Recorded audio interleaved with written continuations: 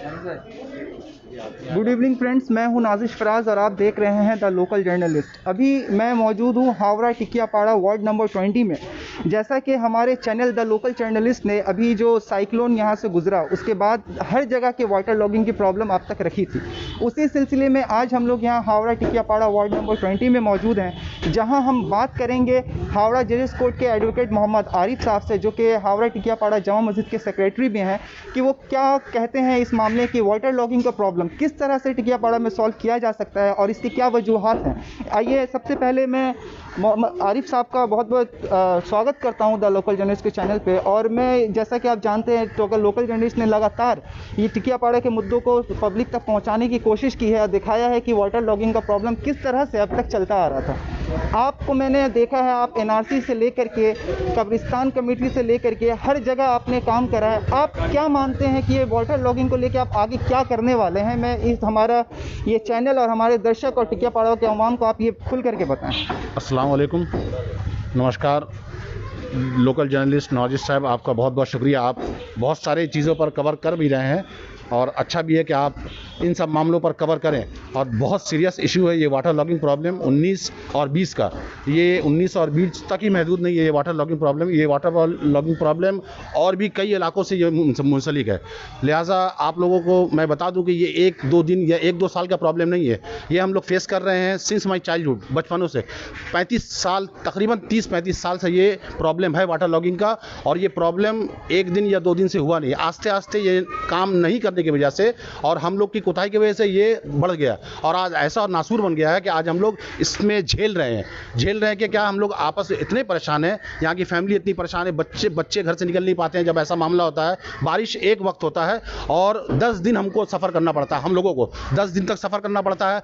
अब आप बता दें कि जिस इलाके में कूड़ा लग जाता हो, अब वहाँ पर बारिश जब हो जाए और घुटनों तक बारिश हो जाए तो वो कूड़ा फ्लोटिंग करता है, वो कूड़ा फिर सड़ता है, महकता है, फिर पानी काला हो जाता है। अब आप रहना मुश्किल हो जाता है। अब आप यही देख लें कि कूड़ा उठाने का जो वक्त है, कॉरपोरेशन अगर सही वक्त में कूड़ा उठा ले तो वो कूड़ा रास्ते में नज़र नहीं आएगा।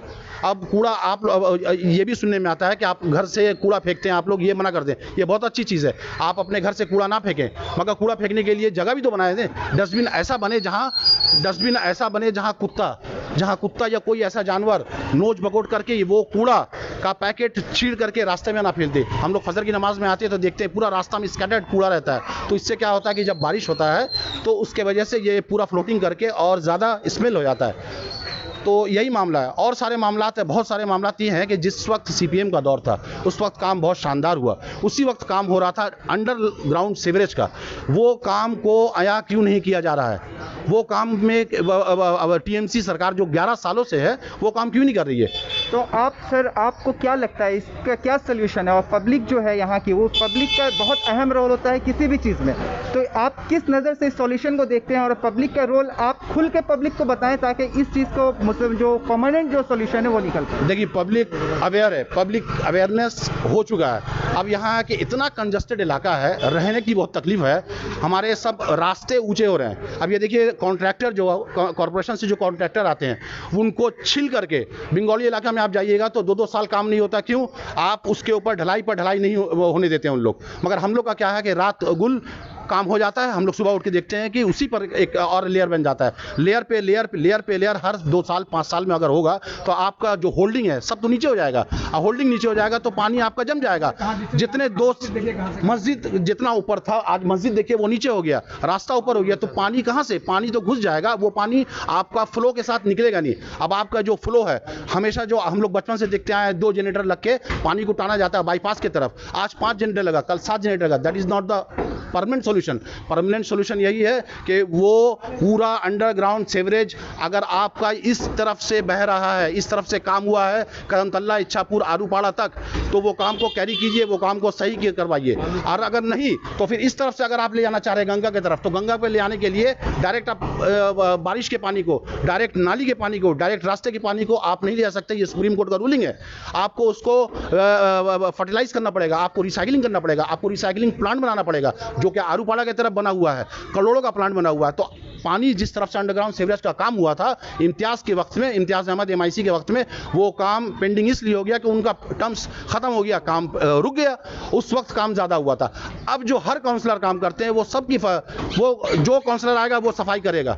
सफाई कॉरपोरेशन की जिम्मा है, स्टाफ की जिम्मा, काउंसलर की जिम्मा नहीं है। काउंसलर की जिम्मा काउंसलिंग करना है, वो देखभाल करना है, वो सबको जागरूक करना है कि कैसे समाज में रहा जाए, कैसे क्या किया जाए, कैसे सबको अलर्ट किया जाए सफाई के बारे में, और भी बहुत सारे मामला है। तो ये मामला 19 और 20 नंबर में ये मामला कितने दिन से चले आ रहे हैं और इसका परमानेंट सोल्यूशन आप अपनी नज़र में क्या समझते हैं? जैसा हम बताएं कि 19 और 20 का ये मामला पूरे टिकियापाड़ा का मामला है। यहाँ 30-35 साल से ये प्रॉब्लम है।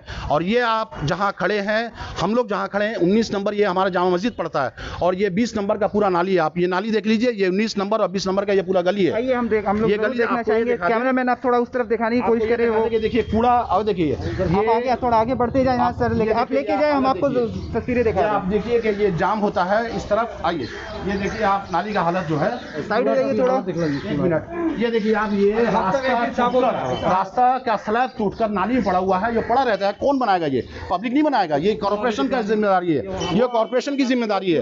ये देखिए आप कूड़ा का मामला कब साफ होगा? अगर यही अभी बारिश हो जाए तो ये तो पूरा फ्लोटिंग करेगा।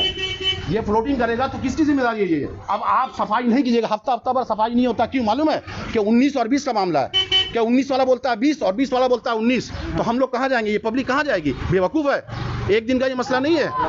हावड़ा म्युनिसिपल कॉर्पोरेशन से सर आप क्या एक्सपेक्टेशन रखते हैं? जो उनकी जिम्मेदारी है वो क्यों नहीं निभा रहे, और इनको वहाँ तक जो इनको आवाज़ पहुँचानी चाहिए वो वहाँ तक आवाज़ क्यों नहीं पहुँचा रहे? देखिए बात यही है कि आप समाज में पढ़े लिखे आपको पढ़ा लिखा होना पड़ेगा, आपको जागरूक होना पड़ेगा, आपको सिविक सेंस आना पड़ेगा कि कहाँ से क्या काम कराना है।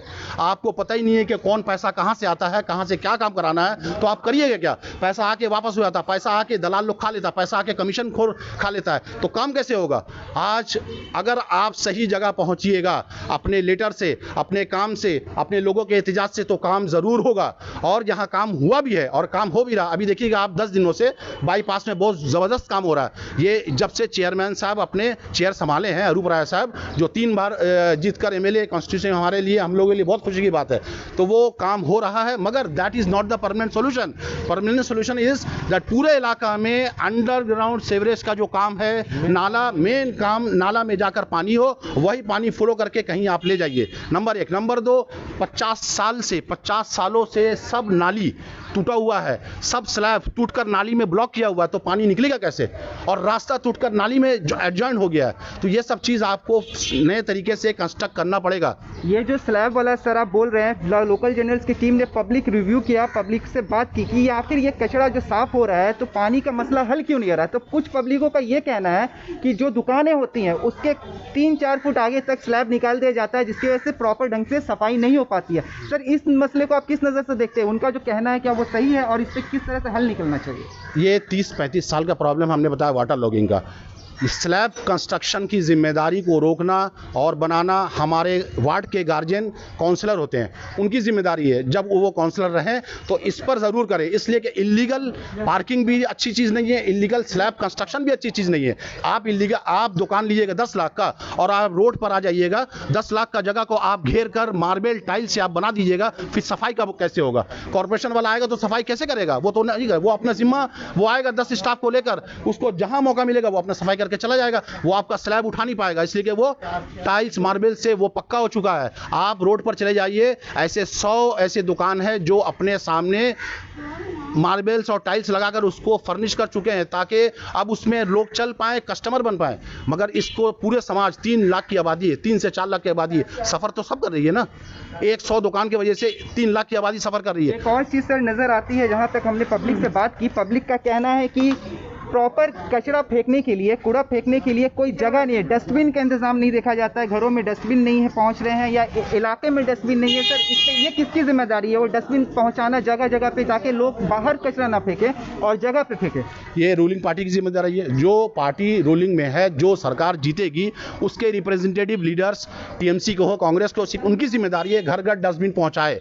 छोटा डस्टबिन हो तो वो पहुंचाकर सामने रास्ता में रखे, रास्ता वाले आकर कॉर्पोरेशन टाइमली उसको ले जाए। अगर अगर आप अपना कूड़ा रास्ता में रख दीजिएगा या गली में कोना में रख दीजिएगा, देखिए आप अपने बिस्तर में तो वो कूड़ा रखिएगा नहीं, उसको डिस्पोज करने के लिए आप रास्ता में रखिएगा, और रास्ता में रखने के लिए आपको वक्त देना पड़ेगा ना। आप अगर उस वक्त में कूड़ा नहीं उठाइएगा, वो कूड़ा अगर वैसी पड़ा रहा 1 से 2 टाइम, 2 से 3 टाइम, तो वो जानवर उसको स्क्रैच करके पूरे रास्ते में भर देगा। उसके बाद वाटर लॉगिंग हो तो उसके बाद वो गंदा हो जाएगा, फिर चलना मुहाल हो जाता है। आपको बता दूं कि यहाँ पर पानी इतना लग जाता है कि नमाजी लोग को तकलीफ होता है। अब 19 और 20 वार्ड का कौन है, ना 19 बनाता है ना 20 बनाता है, तो हमारा गार्जियन कौन है? हमारा गार्जियन कॉर्पोरेशन है। हमारा गार्जियन कौन है? एमएलए है, एमपी है, मिनिस्टर साहब हैं। तो अभी चेयरमैन, अभी बोर्ड बना है, चेयरमैन है, काउंसलर अभी नहीं हुआ है, तो चेयरमैन साहब से गुजारिश है कि ये अपने कोटे में करके ये 19 और 20 का ये पूरा गली, बहुत बड़ी गली है, लंबी गली है और बहुत ज़्यादा गंदी है।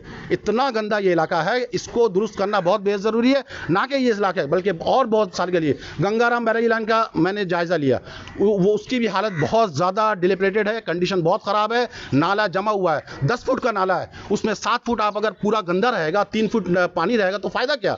7 फुट वाला नाला को उसके गंदगी कटवाना पड़ेगा, जो कि हम लोगों ने देखा था 15 साल 20 साल आगे, बार कर करके एक एक को ब्लॉक कर करके एक एक जगह को ब्लॉक करके कटवाया जाता था, मगर वो नहीं हो रहा है। वो सब करवाना पड़ेगा। सिर्फ कमेंट्स करने से फेसबुक में, व्हाट्सएप में नहीं होगा, उतरना पड़ेगा। उतरने के लिए भी सब कोई काम करने वाला नहीं है। अब कोई बोलेगा कि वो भाषण देने से नहीं होगा, भाषण देना भी एक कैलिबर है, काम करने वाला दूसरा होता है। चेयरमैन साहब आके झाड़ू पकड़ के काम नहीं करेंगे, उनसे काम लेना पड़ेगा, उनसे काम करवाना पड़ेगा, उनको बोलना पड़ेगा।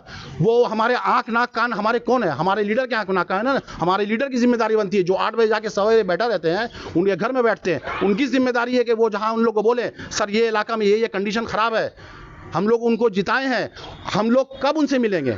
सब एमएलए साहब, सब मिनिस्टर साहब अपने इलाके की दौरा कर रहे हैं, तो उनको भी हम लोग वेलकम करते हैं। आए, हम लोग उनको वेलकम कर रहे हैं। आप आइए, हमारे इलाके की बात को सुने, हम इलाके के लोगों को फेस करिए। आपके लीडर आके, आपके रिप्रेजेंटेटिव आके हम लोग को बहकाते हैं, हम लोग को वर्गलाते हैं और उल्टा जाकर आपको बोलते हैं। एक आखिरी सवाल सर आपसे करना चाहूँगा कि आप खुद भी एक एडवोकेट हैं और एक सोशल एक्टिविस्ट में हैं, और जहाँ तक हम लोगों ने देखा और अब जान पाया हूँ कि आप काफ़ी सारे कामों में रहे। आप इस मुद्दे को लेकर के कहाँ तक आगे जाने वाले हैं, इसको आप थोड़ी तफसील में बता दें, उसके बाद हम अपनी बात खत्म करते हैं। 31 मार्च 2021 को जो टू द कमिश्नर, 31 मार्च 2021 को मेरा ये लेटर, सबसे पहला लेटर टिकियापाड़ा से 2021 को 31 मार्च को मैंने कमिश्नर को कहा, जिसका फाइल नंबर भी पड़ चुका, ये फाइल नंबर का फोटो आप लोग ले लें, फाइल नंबर पड़ चुका, इस पर काम हो रहा है।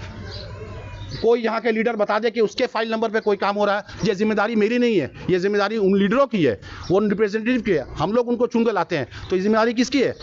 आप सबके, आप कहीं भी चले जाएं तो ये लेटर 31 मार्च से आगे कोई लेटर नहीं मिलेगा, 31 मार्च के बाद लेटर मिलेगा, तो सबको मिलजुल कर करना पड़ेगा। उसके बाद मेरा और एक लेटर तैयार है, जो हमारे श्री अरूप राय साहब को, एमएलए, मिनिस्टर ऑफ कॉर्पोरेशन को, इंशाअल्लाह ताला आज या कल मैं ये लेटर सबमिट करूंगा, उनसे मिलूंगा और गुजारिश करूंगा कि आप इलाके में आइए, आप वार्ड को देखिए, आप 19-20 को देखिए।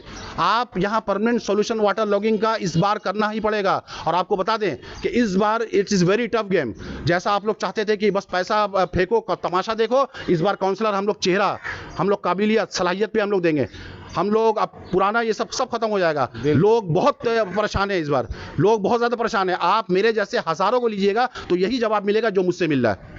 बहुत बहुत शुक्रिया हमारे साथ बात करने के लिए। ये थे एडवोकेट मोहम्मद आरिफ साहब, जो कि एक सोशल एक्टिविस्ट भी हैं और काफ़ी सारे समाजी काम को करते हुए आए हैं। उनका कहना है कि यहाँ टिकियापाड़ा में जो वाटर लॉगिंग का प्रॉब्लम हो रहा है और जो चलता आ रहा है, जो अभी तक किसी से ख़त्म नहीं हुआ है, उसको लेकर के समाज में जितने भी जिम्मेदारान लोग हैं और जो प्रशासन के और जो लीडर्स वगैरह हैं, वो लोग मिल करके इस काम को करेंगे तो ही जा करके ये काम अंजाम तक पहुँचेगा। मैं ये हमारे साथ अभी मैं पब्लिक की बात करूंगा। अभी हमारे साथ एक चचा यहाँ मौजूद हैं। आप क्या कहना चाहते हैं हजरत? यहाँ जो वाटर लॉगिंग के जो पानी लग रहा है, जो पानी लगने के उसको लेके आप तो काफी चीजें देख चुके होंगे, तो आप क्या अपनी सुझाव रखना चाहते हैं इस मामले में? ये है कि बहुत गंदगी रहता है यहाँ, उसके बाद कोई कारीगर या साफ करने का कोई प्रॉब्लम नहीं, कोई नहीं है। उन लोगों तक बात पहुंचाने की कोशिश की और उसके बाद लोगों ने क्या एक्शन लिया? बहुत जगह बात पहुंचाने के, मगर एक्शन कुछ नहीं होता है। आते हैं, देख के बाद चले जाते हैं। आप इतने दिन से सर आप यहाँ टिकियापाड़ा के बाशिंदा हैं, आप लोग सब टिकियापाड़ा में रहते हैं, तो सर टिकियापाड़ा में इतने दिन से जो पानी लग रहा है और इसका कोई परमानेंट सोल्यूशन नहीं निकल रहा है, जिनकी भी सरकार आती है चली जाती है, वो जो मामला है वहीं का वहीं फंसा। आप इस चीज़ को अपने नज़र से क्या समझते हैं और आपको क्या लगता है कि किस तरह से ये सोल्यूशन को मतलब इसका परमानेंट सोल्यूशन निकाला जा सकता है? जहाँ तक हमारा राय है, इम्तियाज़ भाई के टाइम में बहुत सारा काम हुआ था, उस काम को स्टॉप कर दिया गया और उसके बाद हम लोग काउंसलर जो चुन रहे थे काम करने के लिए, लेकिन वो काउंसलर को हम लोग करोड़पति बना दे रहे हैं। इस बार काम के लिए चुनना है, करोड़पति बनने के लिए नहीं चुनना है। तो इस बार आप लोग क्या क्वालिफाइड लीडर चाहते हैं या जाहिल पॉलिटिशियन? नहीं, क्वालिफाइड लीडर चाहिए। और हमारा टिकियापाड़ा का मेन काम है वो जो ड्रेन, अंडरग्राउंड ड्रेन, सीवरेज का काम, वो अगर काम चालू हो गया और सर तो आधा प्रॉब्लम कचरा खत्म। रखने का जो सामान, जो एक प्रॉपर सामान होना चाहिए, क्योंकि ज्यादा तादाद में जब कचरा आ जाता है तो बाहर की तरफ रहता है। और कई लोगों को मैं खुद भी बताऊंगा, मैंने अपनी आंखों से देखा है कि कचरा तब 5 कदम की दूरी पे होगा लेकिन वो नाला पे डाल देते हैं। नवाजी साहब एक बार आप इधर देखिए। जी आरिफ साहब, आप बच्चे आप थोड़ा वहाँ से साइड देखिए, कैमरामैन आप थोड़ा उस तरफ दिखाने की कोशिश करिए। कॉर्पोरेशन की तरफ से ये बना, ये पब्लिक नहीं बनाया, ये कॉर्पोरेशन बनाया। अब ये बताइए, कॉर्पोरेशन जो बनाया तो इतनी बड़ी आबादी में अंदर तक फंसा हुआ है। अब पब्लिक की ये दोष नहीं है, अंदर तक जाम होने के बाद अब रास्ता में गिर रहा है। रास्ता में गिरने के बाद यही जानवर इसको डिस्पोज करते हैं, इसको स्टार्टेड करते हैं, रास्ता में फैला देते हैं। बारिश होती है और इस पे ये असर पड़ता है। सफाई कितने बार होती है? सफाई का क्या मालूम आपको? दो लोग हैं, जमील साहब हैं सफाई के मामले में, जमील साहब और इलियास साहब परमानेंट स्टाफ हैं। मगर आप जब अगर बोलिएगा तो कई इलाके कई दिन सफाई नहीं हो पाती है। आप मुझसे क्या, गंगाराम बैरागी लाइन चले जाइए, अंदर आफ्ताबुद्दीन मुंशी चले जाइए, मठिया चले जाइए, जीआरबी लाइन चले जाइए, कहीं पर भी ऐसा मामला है। उन लोग अपनी जिम्मेदारी समझ के, उन लोग एज ए फॉर्मल वर्क समझ के सफाई करते हैं और इससे हम लोगों को परेशानी होती है। तो हम लोग चाहते हैं कि इसको आप परमानेंट सॉल्यूशन ये है कि वक्त पर अगर कूड़ा डिस्पोज हो जाए, कॉर्पोरेशन वाले ले जाए तो गंदगी नहीं होगी। अगर ये पानी साफ सुथरा रहेगा, अगर 1-2 दिन भी झेल लेंगे हम लोग तो कम से कम गंदा पानी में तो नहीं रहेंगे। और इसका गंदे पानी में रहने का ये है कि आप सब बड़े पानी को एक फ्लो के जरिए जनरेटर से आप बहा दे रहे हैं। अब जहां बहा रहे हैं वहां पर भी तो वही आलम है, आप एक एरिया से लेकर दूसरे एरिया में फेंक रहे हैं, उसका परमानेंट सॉल्यूशन आपने नहीं निकाला। आप कभी फिश मार्केट में फेंक रहे हैं, सब्जी बाजार में फेंक रहे हैं, तो कभी रेलवे लाइन में फेंक रहे हैं। आपने कभी देखा कि रेलवे लाइन में वहां पर ऐसा जाम हो गया कि वहां से मामला कहीं और जाता नहीं है। तो आप सब्जी बाजार में कुछ दिन आ गया, हमारा पानी गया, साइक्लोन का पानी सब्जी बाजार में फेंका गया, वहां पर भी पानी डिस्पोज होकर वहां भी कीड़े लगेंगे, पानी स्मेल होगा। लोग अभी जिस तरीका पैंडेमिक दौर है, कोविड के लिए शिकार है, लोग गरीब है, खाने का मुताज है, हॉस्पिटल से लोग जाने में डर रहे हैं, दवा का पैसा नहीं है, खाने को पैसा नहीं है। इस वक्त अगर कॉर्पोरेशन और हमारा एडमिनिस्ट्रेशन हमारे साथ नहीं देगा तो किस वक्त देगा? हमारी टीएमसी सरकार की, हमारी ममता जी जो वाकई में एक आयरन लेडी है और हिंदुस्तान में साबित कर दी कि वैसी अभी नेत्री वैसी होनी चाहिए, जबान से भी और काम से भी। तो उनका साथ, उनको जब पता चलेगा तब तो उनको ग्रास रूट लेवल के जो नेता हैं उन तक बात पहुंचाएंगे तब तो। 2 साल आगे सरद सदन में ममता दीदी आई थी, वो डॉक्टर रत्तिम चौधरी से ये हुआ वाटर लॉगिंग प्रॉब्लम कब सॉल्व हो, वो गोल मटोल बात करके बीजेपी में भाग गया। यही तो हाल है।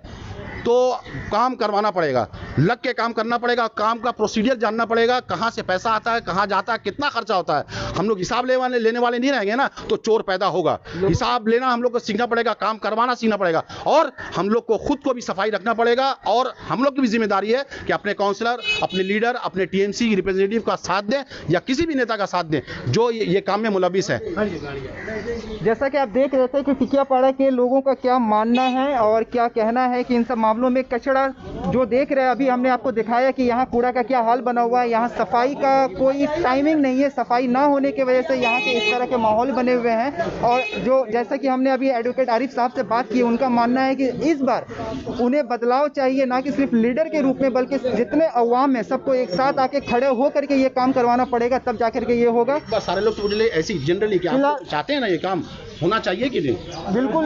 मैंने अभी तक जहाँ तक बात करी, आइए कुछ और 1-2 लोगों से बात करके ये जानने की कोशिश करते हैं कि ये जो मसला है इसका वो क्या परमानेंट सोल्यूशन चाहते हैं। आपने अपनी बात रखी, आप क्या और कुछ कहना चाहते हैं? हम लोग चाहते हैं कि जो काम आज हमारे काउंसलर, वार्ड काउंसलर को करना चाहिए था, आज हमारे जामा मस्जिद के सेक्रेटरी मोहम्मद आरिफ साहब जो एडवोकेट हावड़ा कोर्ट के हैं, और हम लोग फुल समर्थन के साथ उनके पीछे हैं कि जो काम काउंसलर नहीं कर सका आज वो ये बेड़ा उठाए, इंशाअल्लाह ताला इनके पीछे हम लोग हैं और इनको कामयाबी दिलाएंगे। मतलब आप सब बस अब ये चाहते हैं कि ये जो मसला है वो हमेशा के लिए खत्म हो जाए। सब जी जी, सबका यही मामला है, सही मामला है। ठीक है, ये मामला जहाँ तक मुझे लगता है टिकियापाड़ा के अवाम जो अभी देख रहे हैं ये इस चैनल को, हमारे व्यूअर्स से मैं ये कहना चाहूँगा कि आप अपने सुझाव अपने कमेंट बॉक्स में लिख के ये बताएं कि और किस तरह से इसकी सोल्यूशन निकाली जा सकती है। हमने अब तक आपको तमाम टिकियापाड़ा से जुड़ी हुई खबरें दिखाई, जहाँ पानी लगता रहा, कूड़ा का हाल हमने दिखाया और किस तरह से इसमें बदलाव आ सकता है आगे भी।